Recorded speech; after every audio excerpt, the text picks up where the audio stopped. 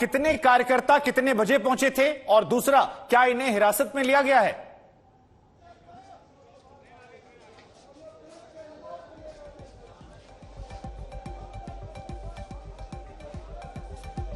देखिए, करीब 11:05 पे इस ट्रेन का यहाँ पर पहुंचने का टाइम है। नई दिल्ली से श्रीगंगानगर ये ट्रेन जाती है और ऐसे में करीब 11:03 पे यहाँ पर तमाम कार्यकर्ता पहुंच जाते हैं। 2 मिनट तक यहाँ पर रुकते हैं और उसके बाद इस पूरे ट्रैक को जाम कर देते हैं। तो सीधे तौर पे आप अगर स्थिति को समझे तो उस समय 11:05 से अब लगभग 45 मिनट से ज्यादा का समय गुजर चुका है और ऐसे में 45 मिनट तक यहाँ पर इस ट्रेन को रोका गया और अब जाके करीब 5 मिनट पहले इस ट्रेन को रवाना किया गया। दूसरी ट्रेन आप देख सकते हैं अब यहाँ से गुजर रही है।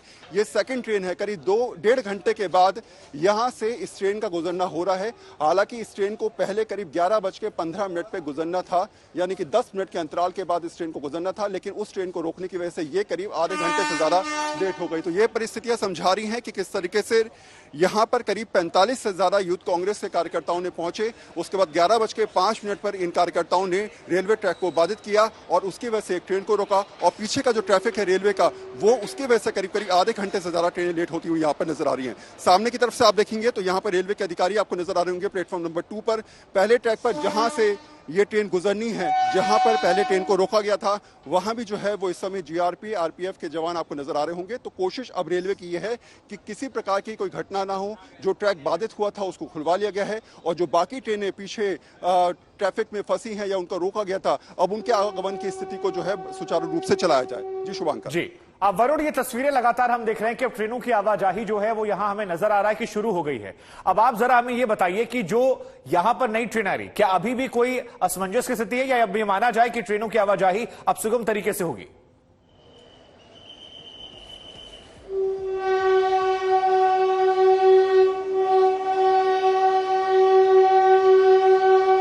देखिए, सीधे तौर पे हर ट्रेन के बाद करीब जो, क्योंकि नई दिल्ली काफी व्यस्त इलाका है और सबसे ज्यादा ट्रेनें जो हैं पूरे नॉर्दर्न जोन में यहीं से चलती हैं। ऐसे में आप ये मान के चलिए कि हर 7 मिनट में एक ट्रेन जो है वो रेलवे के प्लेटफॉर्म को क्रॉस करती है। तो ऐसे परिस्थिति में अगर 45 मिनट अगर एक ट्रेन रुक जाती है शुभांकर, तो आप मान के चलिए उसका असर सीधे तौर पे करीब 35 से ज्यादा ट्रेनों पर पड़ने वाला है। तो आप देख सकते हैं ये ट्रेन जो करीब 11:15 पर यहाँ पर पहुंचने वाली थी, वो अब इस समय पहुंची है।